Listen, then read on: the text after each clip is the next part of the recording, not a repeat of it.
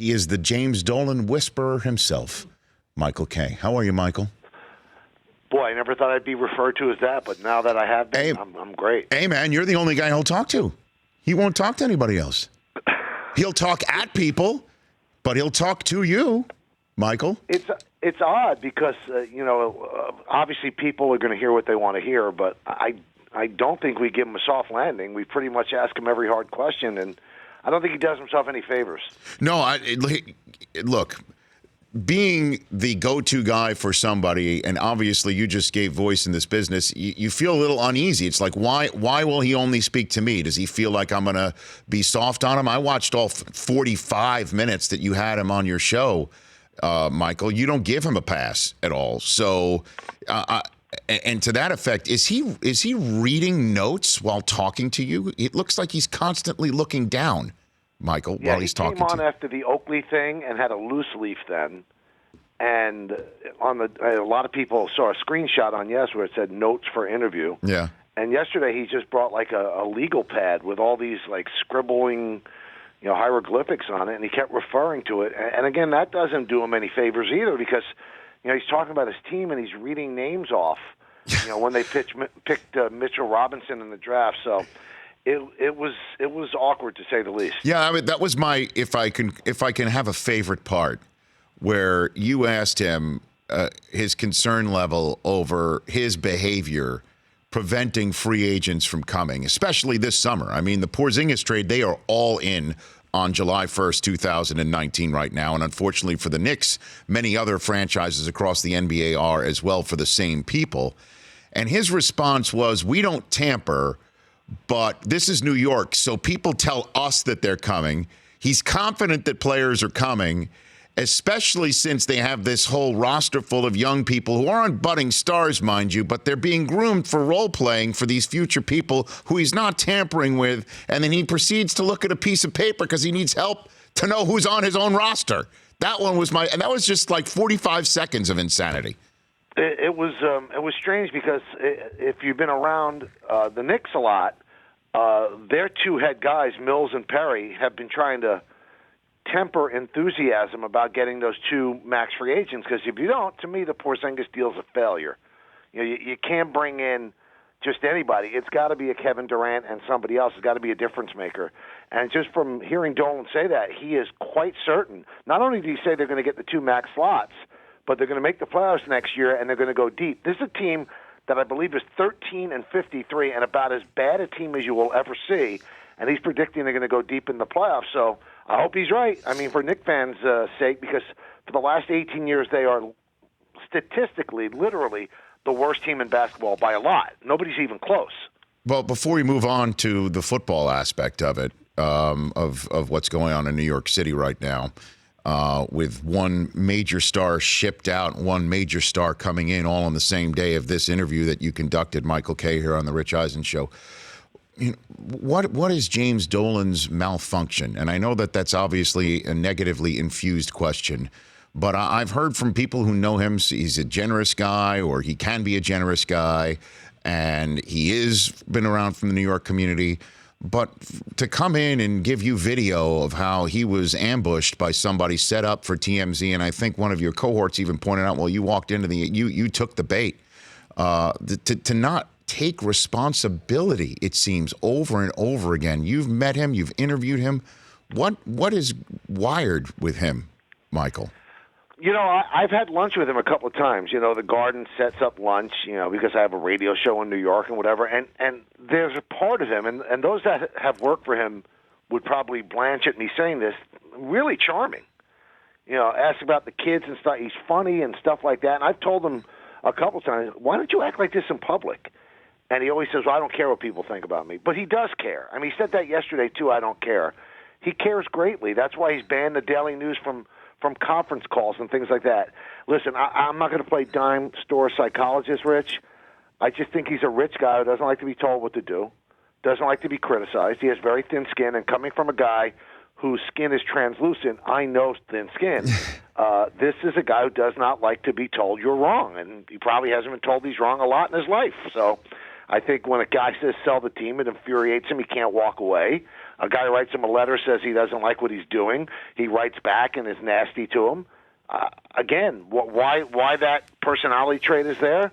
Maybe it's just somebody who's been born rich and expects people to acquiesce to his every move. And people just don't. When you own the Knicks or the Rangers or the Jets or the Giants or the Yankees or the Mets, you're going to be held accountable. That was another thing that jumped out. I don't know if this made you kind of sit up as well. When I kind of gave him an out to say, this is a public trust. No, it's not. I own it.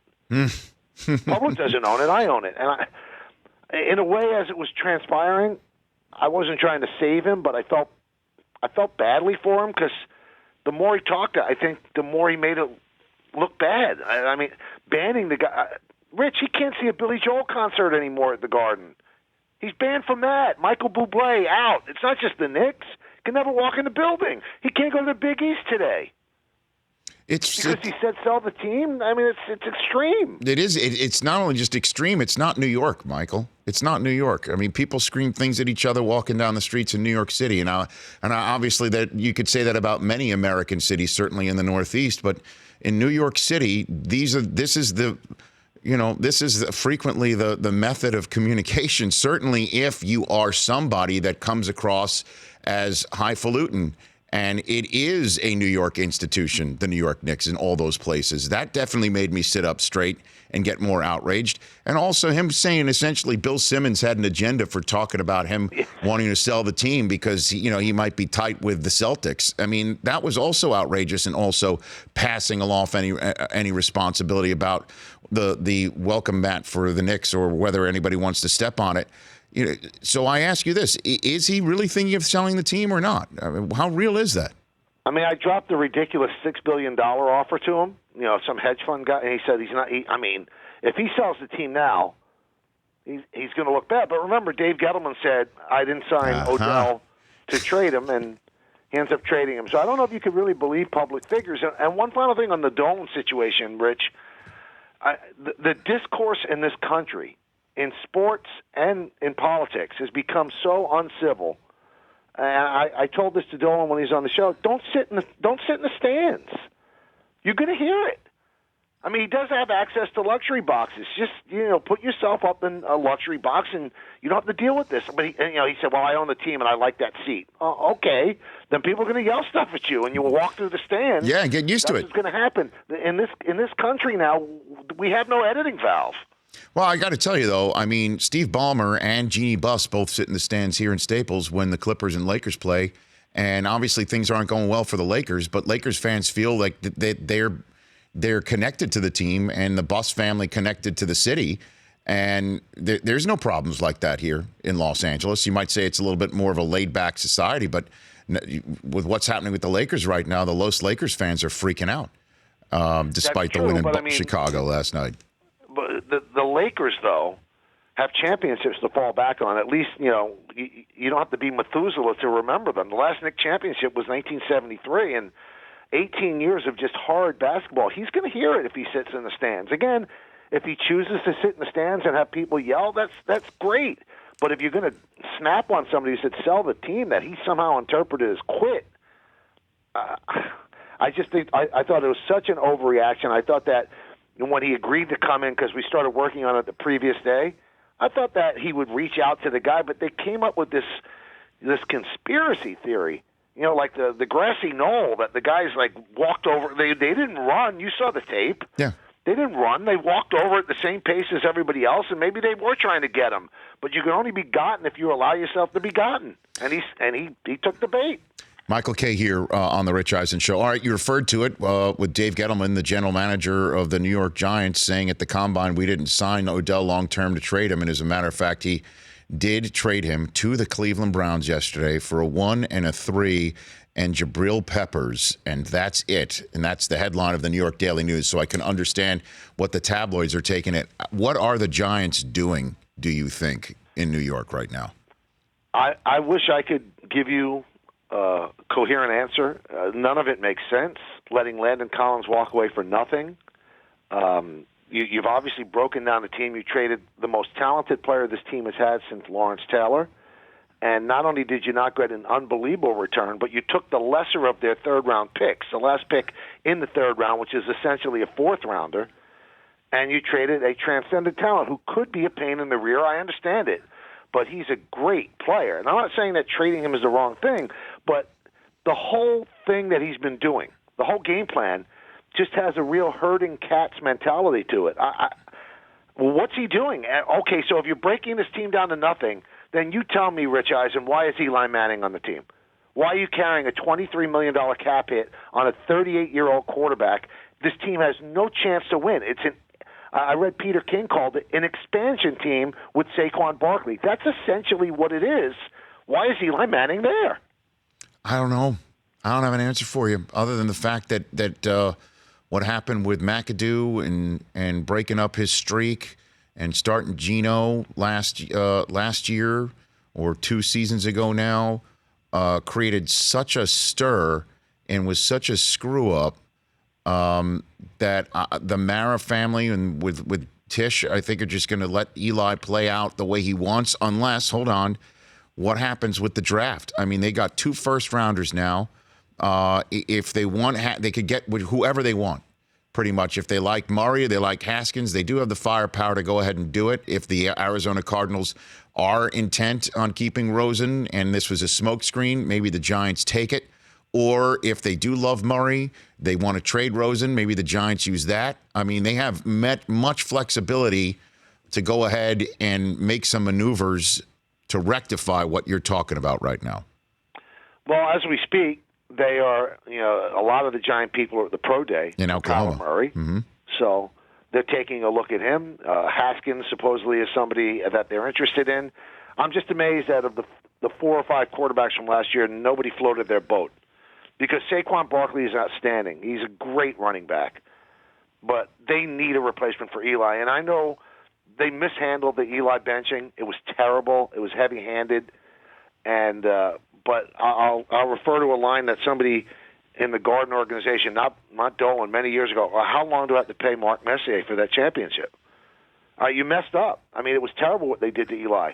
But to have him on this roster now just doesn't make any sports sense. It's clueless. And I just don't get it. I don't understand it.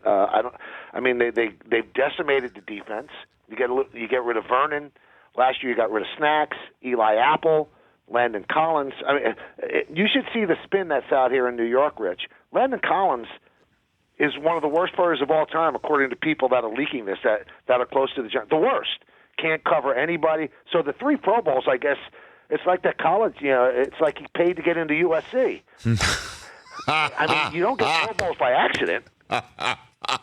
No, he took the test himself in the Pro Bowl and the rest of the list. I wonder if Lori Loughlin was behind those Pro Bowls. I don't think it's so I guess the Giants are a lesser house, to use this whole analogy right now.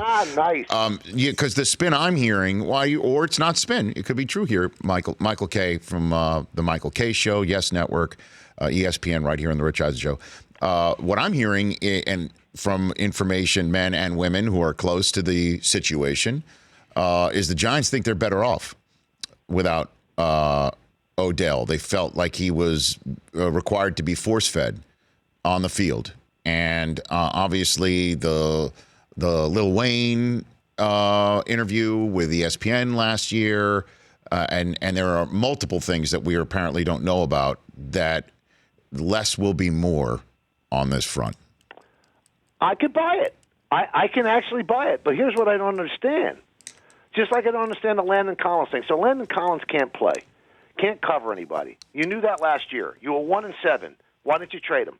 You didn't. So you got nothing for him except for a compensatory pick. Now, Odell Beckham. You essentially, last year, Rich, paid him $21 million to play 12 games. All you had to do was pick up his 5th-year option. You knew what he was. There wasn't any great revelation last year about what he was. He is who he is. He's a great, talented player who could be a pain in the rear to an organization. But his teammates love him. He's supposedly beloved in that room. Again, why'd you give him all that money? Why are you taking the cap hit now? All the money they spent for 12 games of Odell Beckham Jr., it seems like they keep changing their plan on the fly. I don't.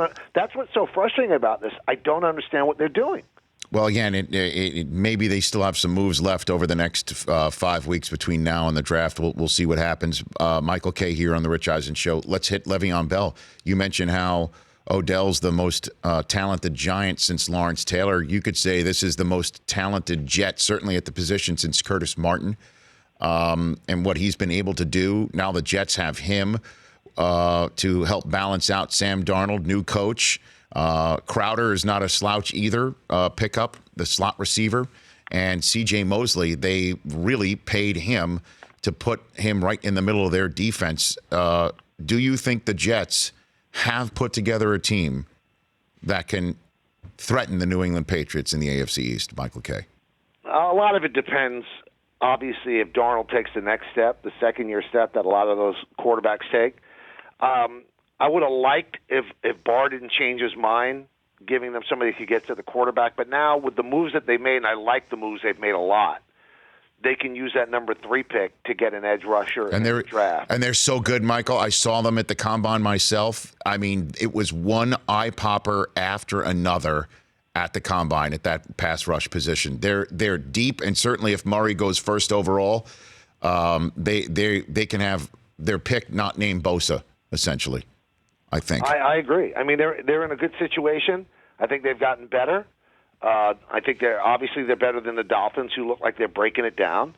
They're better than the Bills. I don't think that they've caught up to the Patriots, but I think they've taken great steps. They really have. I think they've spent their money wisely, aggressively. They didn't get any. I think the best bargain they got, Rich, was Le'Veon Bell, who I think overrated his value in the market. And now you really have to wonder about the wisdom of him sitting out last year. That's $14 million he'll never get back, and he's essentially taking the same contract with the Jets that the Steelers offered. So I don't understand it, and we'll see if it works out for him. I wonder if he's regretting what he did, but he gets to play in New York City, where he certainly could sell his brand, and he's a great player, and he's going to play with a potentially outstanding quarterback. So everything the Jets have done so far, other than lose out on Barr, who went back on his word, I think they've done a great job in free agency. So I'll finish up with this one. Here in Los Angeles, just to, I guess, bring it all full circle, there is a conversation as to whether the Clippers have passed the Lakers. Everyone does, pay attention to the Lakers far more than the Clippers, but the Clippers are going to the playoffs. The Lakers are going to be wondering what's happening next. Have the Jets done to the Giants what it seems the Clippers are doing to the Lakers here? Have they eclipsed them, do you think, Michael? Well, in the short term, they certainly have. I never bet against, the legacy team. For about a decade there, it looked like the Mets eclipsed the Yankees, but the Yankees are still the Yankees. So the Giants are always going to be the Giants, 1925 Giants Drive and, the 4 Super Bowls. So I think that they're building to something, I would hope. But right now, the Jets are definitely the much sexier team to root for, and they're going to have more wins, I believe. I mean, if Pat Shurmur can go 8-8 with this team, he should go right to Canton. I mean, they should give him that ugly jacket right away, but I don't see 8-8 on this team. If they get 4 wins, again, there's still stuff they have to do, but they've broken this team down to nothing while the Jets have built. And this was a big offseason for the Jets, and you know what? I think they've taken great advantage of it, and they've done all the right things. You mispronounced the word gold for the jacket, Michael. You said really? You said some other 4-letter word. I don't understand you associating with that jacket. Century 21 jacket. Michael, great job with James Dolan, man. That was a riveting watch for sure, Thank and I'm you, sure a listen for your listeners as well. And I'd love to have you back on closer to first pitch of baseball season. Anytime. Look forward to it. Right back at you. That's Michael Kay of the Michael Kay Show. You got to check out that interview with Dolan. You could check it out, I'm sure, on his website, app, or definitely YouTube, which is how I saw it. The Rich Eisen Show, weekdays at noon Eastern on Audience.